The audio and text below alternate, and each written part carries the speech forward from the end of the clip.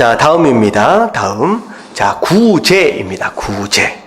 어떻게 보면 전도는 아닌 것 같지만, 우리가 전도와 더불어서 우리가 우리에게 맡겨진 사명 가운데 하나죠. 자, 구제. 간단하게 한번 정리를 해볼게요. 뭐가 구제예요? 도와주는 게 구제예요? 구체적으로 어떤 사람을 도와주는 게 구제예요? 어려운 사람. 가난한 사람, 없는 사람을 도와주는 게 구제입니다. 자, 근데 성경 안에서의 가난한 사람은요, 여러 가지로 해석되어질 수 있어요. 우리가 일반적으로 가난한 자라고 얘기를 하면 뭐가 없는 사람이냐? 물질이 없는 사람입니다. 돈이 없는 사람을 우리가 가난한 사람이다 라고 얘기를 하는데, 성경 안에서 우리가 가난한 자다라고 얘기할 때 이 가난한 자의 개념은 돈만 없는 사람을 얘기하는 게 아니죠.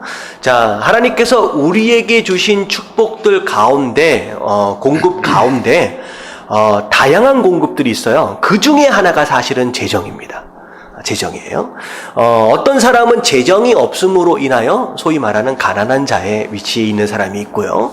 하나님께서 우리에게 허락하실 은혜와 축복들 가운데 돈 말고 또 뭐가 있을 수 있을까요? 마음?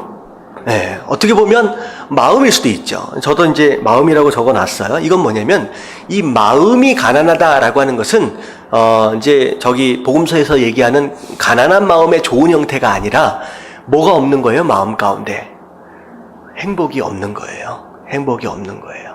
우울증에 시달리는 거예요. 내가 왜 살아야 할지를 모르는 가운데 아무런 기력이 없는, 마음의 기력이 없는 자들이 바로 마음이 가난한 사람이죠. 자, 이제 부별해서 좀 생각할 필요 있어요. 또 우리에게 주신 것들 가운데 뭐가 없는 사람이 있어요?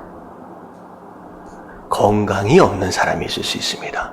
여러분들이 지금 건강해서 여러분들 여기까지 나왔잖아요. 아파 보신 분들은 알아요. 내게 주신 이 건강도 하나님의 은혜로 주신 겁니다. 그래서 어떤 사람들은 건강이 없어서 건강에 가난한 사람이 있습니다. 그래서 우리가 꿈나무의 집을 가서 섬기는 것 또한 뭘 섬기는 거예요? 뭐가 가난한 사람? 건강에 가난한 사람을 우리가 섬기는 겁니다. 그래서 그 부분에 가난한 사람이 있습니다. 또 어떤 사람은 뭐에 가난한 사람이 있느냐? 뭐 재능이나 뭐 은사, 어떤 그런 부분에 있어서의 가난한 사람이 있어요. 뭐 어떤 사람은 이것도 잘하고 저것도 잘해요. 그래서 하여튼간 시키는 것마다 뭐 제대로 잘하는 사람이 있는가 하면 뭐 굼벵이도 구르는 재주가 있다 그러던데 구르는 재주마저 없는 참 답답한 그런 분들이 좀 있지요. 살다 보면 어떻게 보면 그 재능이나 재정 그 어떤 그런 부분에 있어서의 가난함을 또 느끼는 사람이 있죠. 자, 또 마지막 부분으로 좀 생각해 본다라고 한다면, 자, 영혼이 가난한 사람이 있습니다. 영혼이 가난한 사람. 뭐가 없는 사람이 영혼이 가난한 사람이에요? 네, 복음이 없는 사람, 믿음이 없는 사람은 영혼이 가난한 사람이죠. 자, 그렇다라고 한다면, 재정이, 물질이 부족한 사람을 돕는다라고 한다면 뭘로 도울 수 있느냐? 우리가 더 가진 것으로 인하여 물질로 섬길 수 있는 거죠. 자, 건강이 가난하다라고 하는 거. 자, 그러면 우리의 뭘 가지고 섬길 수 있어요? 우리의 건강을 가지고 그들을 섬길 수 있습니다. 어떤 사람이 우울증에 걸리고 마음에 가난한 사람이 있어요. 그러면 어떤 사람이 섬길 수 있느냐? 우리는 행복하잖아요. 우리에는 복음이 있어서 기쁨이 있잖아요. 행복하고 기쁨이 있는 우리가 그 사람들과 더불어 섬길 수 있는 거예요. 우리가 그들을 위로할 수 있는 거죠.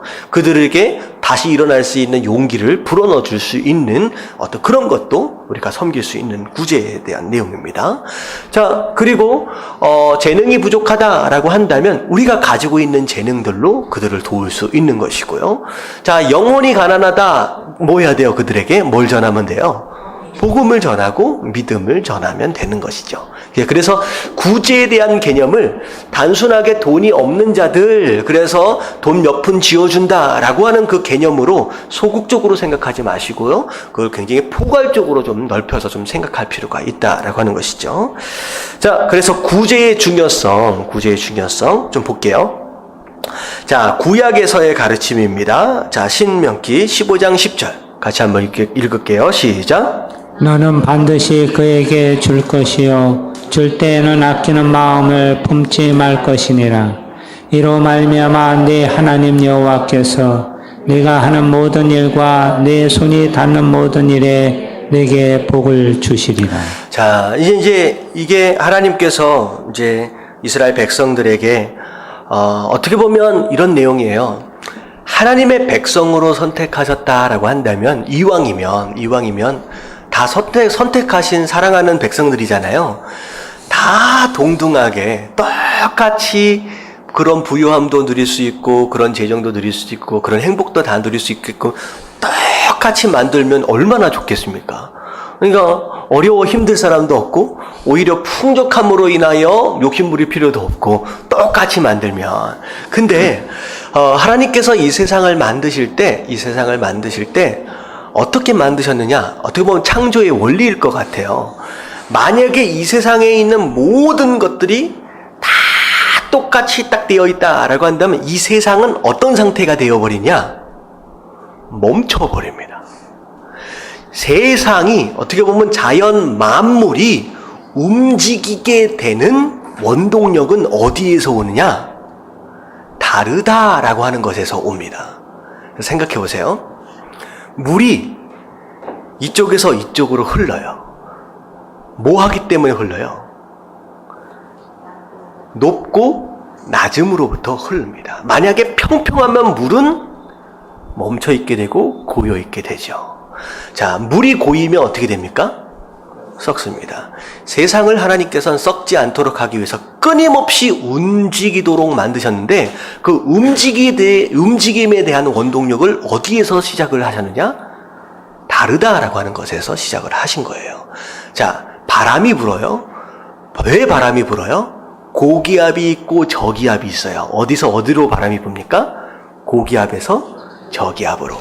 이쪽에는 공기가 더 많고 여기는 공기가 덜하다는 거예요. 다시 말하면 많은 곳에서 적은 쪽으로 이동을 하게 됩니다. 그래서 여러분들 과학 시간을 한번 생각을 해보면 모든 물체와 모든 만물들은 다르다라고 하는 것을 시작으로 움직이게 되고 그 움직이게 되는 것으로 인하여서 에너지가 발생을 하게 되고 이 세상은 그 에너지로 썩지 않고 계속 돌아가게 됩니다. 이게 자연 만물을 만드신 이유예요. 어떻게 보면 사람들 사이에서도 마찬가지라는 거예요. 똑같이 만들어버리면 어떻게 돼요? 결국 여기서 움직이지 않는 상황들로 인해 썩게 된다라고 하는 거죠. 그래서 하나님께서는 어떻게 만드셨냐? 일부러 누군가에게는 더 주시고 누군가에게는 덜 주시고 누군가에게는 이것을 더 주시고 누군가에게는 이것을 더 주시고 해서 어떻게 보면 다르다라고 하는 것들을 만드셨어요. 그래서 우리가 서로 함께 관계되어질 수 있는 상황들을 허락하시기 위해서 차이를 두신 거예요. 그래서 어떻게 하라고 말씀하셨느냐? 네가 누군가로부터 더 많은 것을 소유했다라고 느낀다라고 한다면 그 부분에 있어서는 덜 가진 자들에게 자연스럽게 뭐 하도록 만들어라는 거예요? 흘러가도록 만들어라는 거예요. 이 사람은 여기서 흘러가도록 만들고 이 사람은 이거는. 만약에 똑같이 있다라고 한다면 어떤 상황이 벌어지냐? 얘랑 나랑 같이 협력할 필요가 있어요? 없어요? 없죠. 남이나 상관이 없다라고 하는 거예요. 서로 함께 교류하고 협력할 수 있는 기회들을 주시기 위해서 이런 차이들을 다 허락하셨다라고 하는 것이죠. 그리고 중요한 건 뭐냐면 어떻게 많이 가진 자들이 적게 가진 자들에게 흘러가도록 할 것이냐라고 하는 바로 그 모습을 보시고 하나님 뭐라고 말씀하셔서 내가 너에게 뭘 주겠다? 복을 주겠다라고 말씀하셨습니다. 그래서 만물을 창조하신 창조의 원리와 하나님께서 의도적으로 그렇게 차별을 좀 두시면서 이렇게 이 세상을 돌려가시는 이런 모습들을 보면서 그리고 그 과정 안에서 우리가 어떻게 서로 사랑하고 우리가 어떻게 협력하는 것이냐 하고 있느냐라고 하는 걸 보심과 동시에 그것을 통하여 복을 주시기로 하나님께서 작정하셨다라고 하는 것이죠. 그래서 내가 누군가로부터 더 가진 것이 있다라고 하는 것은 하나님께서 일부러 뭐 하시도록 하기 위해서 없는 자들에게 흘려보내도록 하기 위해서 더 주신 거예요. 내가 창고에 많이 쌓아놓고 야, 이 정도면 넉넉하다라고 배두들이라고 하신 말씀이 아니라 주신 게 아니라 흘려보내라라고 하신 그런 내용입니다. 자, 그래서 구약에는 구제하라는 명령이 확실하게 나타나고 있습니다. 반드시 하나님께서 구제하라라고 말씀을 하셨습니다. 가난한 자들을 향하여서. 자, 레위기 19장 10절 말씀 같이 한번 읽어볼게요. 다 같이 시작. 내 포도원의 열매를 다 따지 말며 내 포도원에 떨어진 열매도 줍지 말고 가난한 사람과 거류민을 위하여 버려두라. 나는 너희의 하나님 여호와이니라. 예.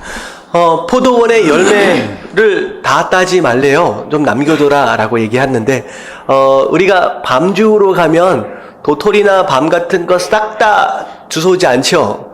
누구 먹으라고 남겨놔요? 다람쥐 먹으라고 남겨놓잖아요. 이런 원리입니다. 어떻게 보면 우리가 싹 다 걷어들이면 걔네들은 먹을 게 없잖아요. 힘들어지잖아요. 자, 그렇다라고 한다면 그런 원리죠. 포도원 열매 다 따버리면, 그래서 포도원 가운데 남겨놓습니다. 그리고 밀이나 쌀이나 벼나 이런 것들을 추수할 때 베지 않아야 할 부분들이 있어요. 이쪽 저쪽 규퉁이는 절대로 낫을 대서는 안 됩니다. 누굴 위해서 남겨놓은 거예요? 나그네 가난한 사람들, 과부와 고아들을 위해서 남겨둬라. 그리고 벼를 이렇게 베다 보면 딱 배 가지고 올리면서 이삭들이 떨어지잖아요. 그러니까 절대 이삭도 주지 말래요. 남겨둬라 라고 하나님 말씀하시는 거예요. 자, 그리고 신명기 14장 28절부터 29절 한번 읽어볼게요. 시작. 내 3년 끝에 그의 소산의 10분의 1을 다 내어 내 성읍에 저축하여 너희 중에 분기신이나 기업이 없는 레위인과 내 성중에 거룩하는 객과 및 고아와 과부들이 와서 먹고 배부르게 하라. 그리하면 내 하나님 여호와께서 내 손으로 하는 범사에 내게 복을 주시리라. 3년 끝마다 들어오는 소산 가운데 몇 분의 몇? 10분의 1이죠. 약간 오늘날의 11조와 좀 비슷한 개념입니다. 이제 그런 개념, 그런 이제 수학들은 어떻게 하느냐? 레위인, 제사장들은 분깃이 없죠. 땅이 없잖아요. 하나님께서 제사장 레위인들에게는 땅을 분기로 주시지 않고 무엇을 분깃으로 주셨느냐? 내가 너희의 분깃이다. 하나님이 그들의 분깃이에요. 그래서 이제 그런 사람들은 농사질 땅이 없기 때문에 이제 거둬들일 수확이 없잖아요. 그들을 위해서 그 10분의 1, 그리고 나그네들, 고아와 과부들을 위해서 그 10분의 1을 저축해놓고 그것을 관리해서 섬길 수 있도록 하나님께서 하셨다라는 거죠. 그래서 그것을 통하여 어떻게 보면 구제에 대해서는요, 하나님께서 말씀하시면서 반드시 뒤에 부분에 항상 뭐에 대해서 말씀하시냐? 네가 그렇게 하면 뭘 주겠다? 복을 주겠다라고 하는 거죠. 그래서 성경 안에서 가장 확실한, 내가 복을 받기 위해 가장 확실한 선행 뽑으라 그러면 뭘 뽑을 수 있느냐? 구제입니다. 가난한 자들, 고아와 과부를 섬기는 이 일에서만큼은 하나님께서 단 한 번도 뒤에 복을 주겠다라고 하는 말을 빼신 적이 없어요. 그냥 다 복을 주겠다라고 하나님께서 계속 약속을 해 가십니다. 자, 그래서 율법서에서는 가난한 자를 돕기 위한 구체적인 방법까지를 명시하고 있다. 어떻게 섬겨라 라고 하는 내용들을 자세하게 설명하고 있다라고 하는 거예요. 자, 예수님의 가르침입니다. 자, 마태복음 25장 40절 다 같이 읽겠습니다. 시작. 임금이 대답하여 이르시되 내가 진실로 너에게 이르노니 너희가 여기 내 형제 중에 지극히 작은 자 하나에게 한 것이 곧 내게 한 것이니라 하시고. 자, 이제 예수님께서 지극히 작은 자다라고 하는 것은 우리가 지금 계속 살펴보고 있는 가난한 사람입니다. 가난한 사람. 근데 그 말씀에 이제 더 깊숙이 좀 들어가면 예수님이 뭐라고까지 말씀하셨느냐? 자, 보세요. 줄이고 나그네 되고 병들고 옥에 갇힌 사람들을 돌보는 것, 이 자들이 바로 작은 자들이다. 이들이 바로 가난한 자들이다라고 말씀을 하시는 거예요. 자, 무슨 내용인지 아시겠죠? 단순히 가난한 자라고 한다면 앞에 있는 줄이고라고 하는 내용만을 얘기하는 것이 아니라 심지어 뭐까지를 얘기하고 있어요. 가난한 자가 옥에 갇혔다라고 하는 것은 실제로 몸이 옥에 갇혀 있는 상황일 수도 있고요. 뭐에 또 옥에 갇힐 수 있어요? 우리의 마음이 또, 영혼이 또 옥에 갇혀 있을 수 있거든요. 자, 그리고 심지어 병든 사람들까지를 지금 다 얘기를 했어요. 건강에 가난한 사람들. 자, 이런 사람들까지를 잘 돌보는 거, 그것이 바로 나에게 한 것이다 라고 말씀하십니다. 그래서 그렇게 하지 않는 것이 자신에게 하지 않는 것이라고까지 예수님께서 말씀을 하시는 거죠. 그래서 우리가 예수님이 이 땅에 계신다라고 한다면 예수님을 섬긴다라고 할 게 어떻게 섬기겠느냐라고 하는 거. 그렇다라고 한다면 마치 예수님을 섬기는 것처럼 우리 삶 가운데 허락해 주신 가난한 자들을 향하여서 우리가 구주의 손길을 내딛는 거. 사실 이게 굉장히 중요하다라고 하는 것입니다. 근데 이게 이제 자, 조금 더 볼게요. 3번까지. 초대교회의 결정. 자, 갈라디아서 2장 10절 같이 읽겠습니다. 시작. 다만 우리에게 가난한 자들을 기억하도록 부탁하였으니 이것은 나도 본래부터 힘써 행하여 왔노라. 자, 이게 무슨 내용이냐? 초대교회, 밑에 그냥 보면요. 초대교회는 복음의 핵심을 제외하고는 유대인들을 대상으로 하는 교회와 이방인들을 대상으로 하는 교회의 차이점을 존중해 주었습니다. 그러니까 이방인 중심으로 세워진 교회가 있고요. 그리고 유대인들 중심으로 세워진 교회가 있어요. 아무래도 유대인 중심으로 세워진 교회는 좀 뭘 좀 강조하게 되느냐? 율법을 좀 강조하게 되겠죠. 왜냐하면 그들은 율법의 백그라운드 가운데서 그 역사를 가지고 있잖아요. 근데 이방인들은 율법의 배경이 없습니다. 그래서 굳이 뭐 할례를 행한다든지 이런 부분에 있어서의 좀 예외 상황들을 좀 많이 줬었죠. 그래서 굳이 할례를 행하지 않더라도 믿음으로 네가 구원을 받을 수 있을 것이다. 하지만 유대인들은 나름대로 그냥 할례를 행하도록 그냥 내버려 뒀어요. 그러니까 여러 가지 좀 신학적인 어떤 그런 부분에 있어서 목회적으로 좀 차별을 좀 뒀어요. 그들의 어떤 상황에 따라서. 근데 중요한 건 뭐냐면 그들의 차이점을 존중해 줬지만 이 두 교회가 포기하지 않은 그것은 있었다는 거죠. 이게 뭐예요?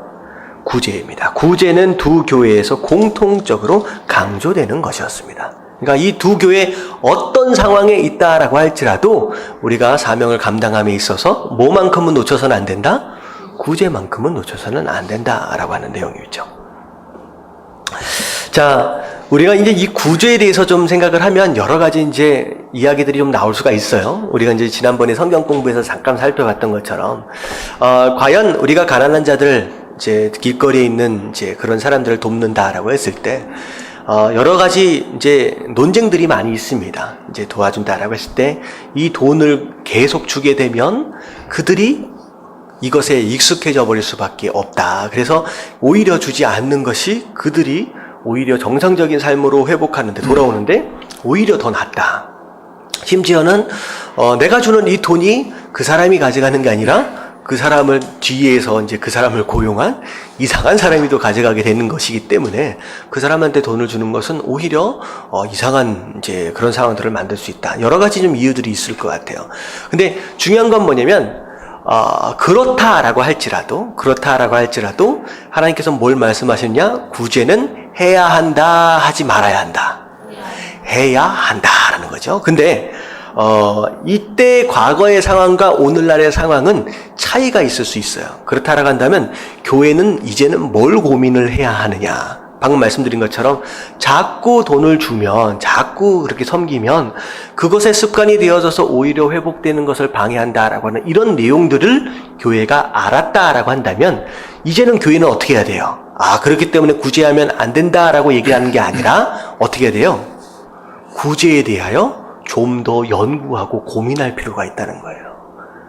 자, 그렇다라고 한다면, 그런 상황이 벌어진다라고 한다면, 그러면 우리는 구제를 해야 되는데, 그들을 더 효과적으로 사회로 복귀하고 일어설 수 있도록 할 수 있는 진짜 효과적인 방법이 무엇이 있겠느냐라고 하는 것을 교회는 고민을 해야 되고, 그것에 앞장서야 된다는 거죠. 근데 많은 교회들이 뭐 하고 있느냐? 그러면 그런 일들이 벌어지니까 차라리 뭐 하자? 하지 말자로 결론이 간다는 거죠. 이건 하나님의 뜻이 아닙니다. 반드시 하나님께서는 구제를 하라고 말씀하셨고 그것을 통하여 내가 복을 준다라고 말씀하셨기 때문에 그런 내용들이 있다라고 한다면 우리가 그들을 어떻게 섬기는 것이 더 효과적일까라고 하는 것을 우리가 고민하고 그렇게 해야 돼요. 그래서 요즘에는 이제 어떤 교회들이 그렇게 해요. 홈레스라든지 이제 뭐 서울역이나 이런 분들 이제 정말로 일을 할 수 있는데 건강한데도 일을 못해. 근데 사실은 뭐가 문제가 생기냐면 마음에 문제가 생긴 사람들이 많아요. 일어설 만한 용기나 기력이 아예 없어진 사람들이 있다는 거죠. 그래서 어떤 교회가 그런 이제 일을 하더라고요. 이분들을 데려다가 축구를 시켰어요. 축구. 혹시 들은 적이 있어요? 이분들을 데려다가 축구를 시켰어요. 그래가지고 그 홈리스들, 그 사람들을 데려다가 축구를 시켜서 그걸로 국제대회를 연 거야. 근데 재밌는 건 뭐냐면 도대체 일도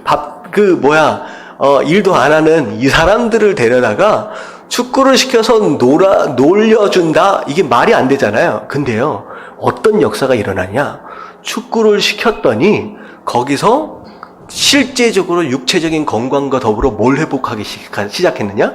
마음의 건강을 회복하기 시작하는 거예요. 골을 넣고 이기고 지고 이런 모든 것들을 통하여 관계들이 형성이 되는 가운데 야, 나도 다시 한번 하면 할 수 있겠구나라고 하는 그런 마음들이 막 생겨지게 되면서 실제로 그 동호회 안에서 실제로 다시 사회생활로 복귀하는 사람들이 하나둘씩 생기기 시작했다는 거죠.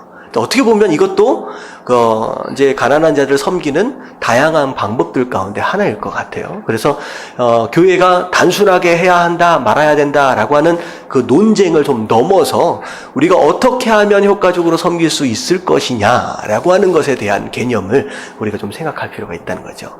그리고 선교도 마찬가지인 것 같아요. 좀 우리보다 좀 미개한 지역에 가서 선교를 할 때 무작정 돈을 갖다가 퍼서 주면 어떻게 됩니까? 복음을 붙잡는 게 아니라 뭘 붙잡게 되느냐? 돈을 붙잡게 되는 거죠. 그래서 그냥 학교를 세워준다라고 했을 때에 그냥 엄청난 재정을 가지고 막 지원해주고 막 그렇게 한다라고 될 수 있는 게 아니라 과연 이들로 하여금 자급하고 자족할 수 있는 이런 상황들을 만들어 가기 위해서 교육과 더불어서 다양한 프로그램들이나 이런 것들을 우리가 좀 연구하고 개발할 필요가 있다라고 하는 거죠. 그래서 오히려 과거는요, 가난한 자들이 있으면 그냥 주면 되는 거였어요. 근데 어떻게 보면 저는 좀 그렇다고 생각을 합니다. 가난한 자들이 있어도 그리고 그 사람들 뒤에서 누군가가 돈을 띄어먹는다라고 할지라도 그냥 줘도 되는 것 같아요. 우리에게 주신 사명 가운데 하나입니다. 예수님 당시에도 한번 보세요. 바울과 실라가 빌립보에 갔을 때 어떤 사람들이 있었느냐? 주인이 따로 있고 귀신 들려가지고 전 보는 여자가 따로 있었어요. 그러니까 어떻게 보면 그 당시에도 거지들을 비즈니스로 하는 그런 무리들이 또 있었다라고 하는 것이죠. 그래서 우리가 그런 개념들을 좀 생각해 본다면 연구하고 고민하고 하는 부분들과 더불어 이런 부분들도 우리가 또 나름대로 섬기는 이런 부분들도 생각할 필요가 있다라고 하는 것이죠. 좀 이해가 가시죠?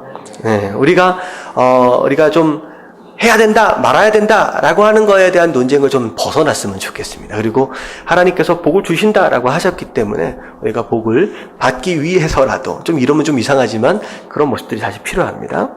자, 구제의 방법, 다양한 방법들이 있다라고 하는 것인데요. 자, 전도서 11장 1절부터 2절까지 같이 한번 읽어볼게요. 다 같이 시작. 너는 내 떡을 물 위에 던져라. 여러 날 후에 도로 찾으리라. 7에게나 8에게 나누어 줄지어다.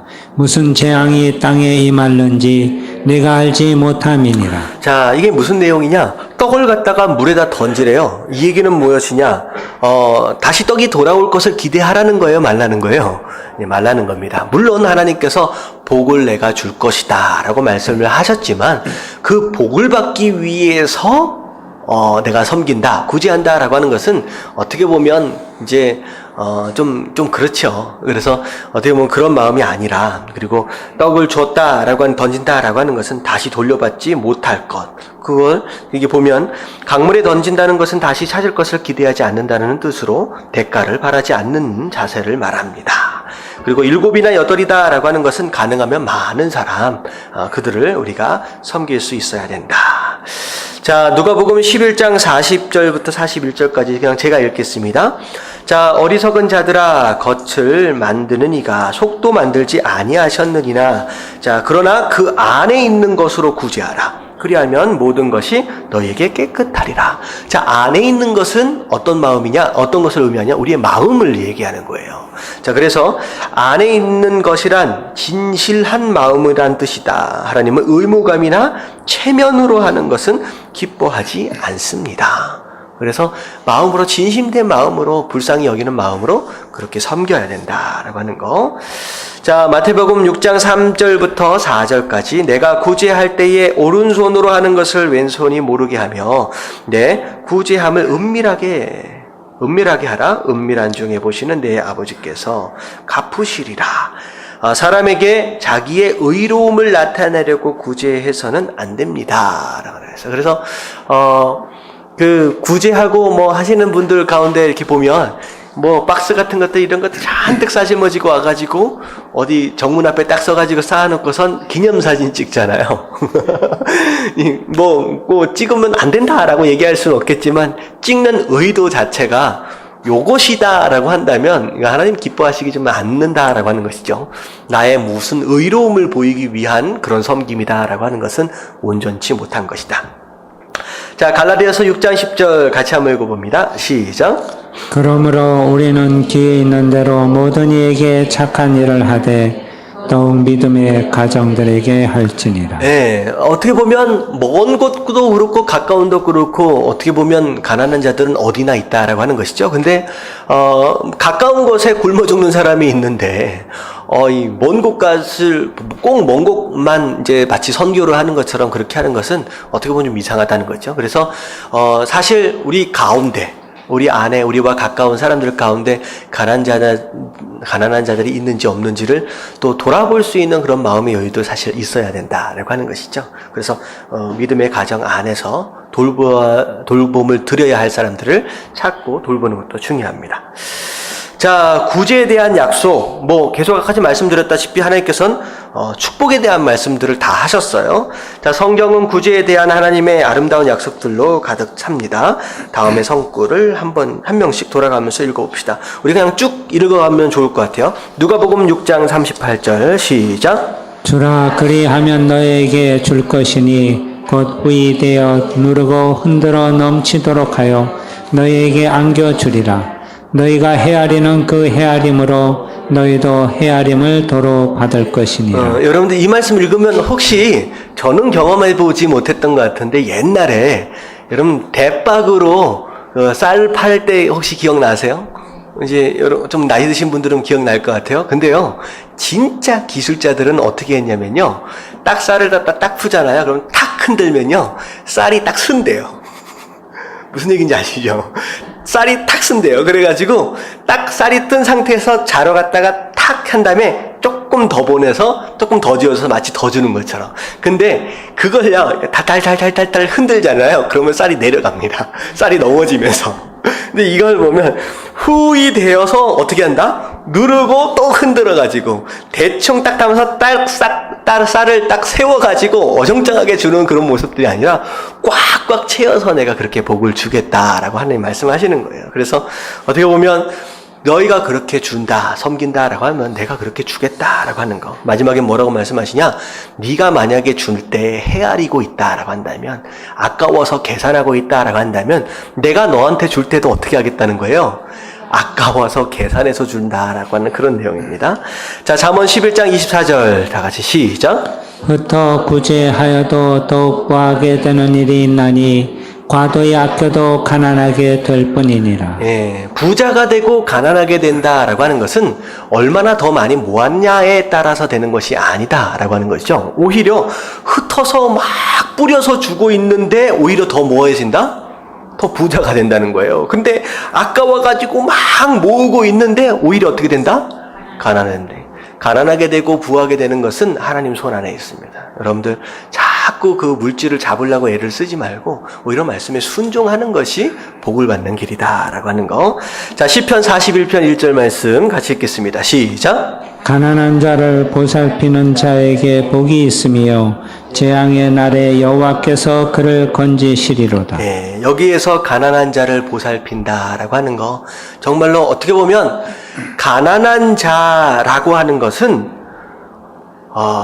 어떻게 보면 우리가 나중에 당할 수 있는 재앙을 지금 이미 당하고 있는 사람입니다. 이 얘기는 어떻게 보면 우리가 어느 순간 사고를 당해서 장애인이 될 수 있는 가능성이 있어요, 없어요? 있어요. 우리는 몰라요. 언제 우리가 어떤 병등에 걸릴지 모르고 우리가 지금 넉넉한 것 같지만 언제 우리가 물질적으로 어려움을 당할지 모릅니다. 다시 말하면 이런 모든 것들이 재앙일 수 있다는 거죠. 지금 우리 현실 안에서의 가난한 사람은 우리가 앞으로 당할 수 있는 가능성의 재앙을 이미 뭐하고 있는 사람들이요? 지금 경험하고 있는 사람들이에요. 그래서 이 사람들을 우리가 돌보고 우리가 섬길 수 있다라고 한다면 나중에 우리가 이런 재앙, 우리가 어려움을 당하고 이렇게 힘든 일이 있을 때 하나님께서 어떻게 하신다는 거예요? 건져주시겠다라고 말씀하시는 거예요. 그 모습을 보시고, 자, 잠언 19장 17절 말씀은 우리가 구제에 대해서 우리가 살펴볼 때 한번 봤던 내용이죠. 같이 한번 읽어봅니다. 시작. 가난한 자를 불쌍히 여기는 것은 여호와께 구워 드리는 것이니 그의 선행을 그에게 갚아 주시리라. 네, 하나님께서 빚지라고 그랬어요? 빚지지 말라 그랬어요? 빚지지 말라고 하셨습니다. 빚지지 말라고 하신 하나님, 절대 우리에게 빚지시는 분이 아니라는 거예요. 근데 이 말씀을 보면 우리가 가난한 자를 섬기면 우리가 하나님 앞에 뭘 한 거랑 똑같다는 거예요. 구워드리는 거랑 똑같다는 거예요. 구워드려. 그러니까 구워드렸다라고 하는 것은 일단은 하나님 앞에서 하나님 입장에서 본다면 우리한테 뭐 한 거예요? 우리한테 빚지신 것이 된다는 거예요. 반드시 하나님은 그 빚지신 것을 놔두시지 않고 어떻게 하실 거라는 거예요. 갚아주신다는 거죠. 갚아주신다. 하나님께서 갚아주실 것이다. 라고 하는 것입니다. 여러 가지 구제에 대한 말씀들은 많이 있어요. 여러분들이 좀 붙잡고서 여러분들이 좀 섬길 이제 필요가 있습니다. 마지막, 신명기 15장 11절 말씀 마지막으로 한번 읽어볼게요. 다 같이 시작. 땅에는 언제든지 가난한 자가 그치지 아니하겠으므로 내가 내게 명령하여 이르노니 너는 반드시 네 땅 안에 내 형제 중 곤란한 자와 궁핍한 자에게 내 손을 펼치니라. 네. 공평하게 누구나 다 부유하고 누구나 다 행복할 수 있는 그 시대가 온다는 거예요? 오지 않는다는 거예요? 안 온다는 거예요. 그치지 아니하겠으므로 결국은 우리가 어떤 시대를 살든지 부유한 자가 있고 가난한 자가 있다라고 하는 것이죠. 그래서 어떻게 보면 가난한 자는 어느 시대나 다 있다. 그 얘기는 무엇이냐? 공평해지는 세상이 올 거니까 이 얘기가 아니라는 거예요. 그래서 그 자들은 항상 너희 곁에 있을 것이다. 다시 말하면 우리가 섬겨야 할 대상은 잘 살펴보면 항상 우리 주변에 있다라고 하는 거. 그래서 우리가 찾아서 섬겨야 한다. 섬겨야 한다. 그래서 그게 바로 우리가 해야 할 사명 가운데 하나다라고 하는 것입니다. 자, 그래서 가난한 자에 대한 개념, 우리 물질적인 가난함과 더불어 여러 가난함에 대해서 좀 말씀을 드렸던 것처럼 우리가 더 가진 자로서, 특별히 우리가 복음을 먼저 소유한 사람으로서 가난한 자들을 향한 구제의 손길, 이 부분에 있어서는 우리가 양보해서는 안 될 이야기죠. 어떻게 보면 우리에게 복 주시기 위해서 허락하신 사명 가운데 하나다라고 하는 거, 여러분들 깨달아지시길 주님의 이름으로 축원합니다. 아멘.